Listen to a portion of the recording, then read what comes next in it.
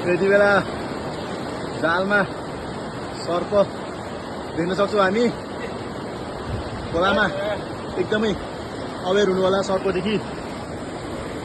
हेर्नु सर्प हेर्नु चाहिँ सर्प फिसरम्यान हाम्रो हुनुहुन्छ mister dry fissure.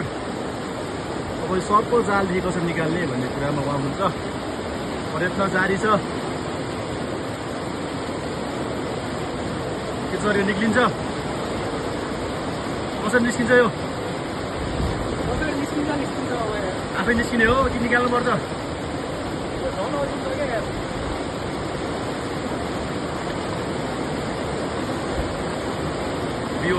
Be aware from the river side. This time, maximum snakes are found the side of river. So,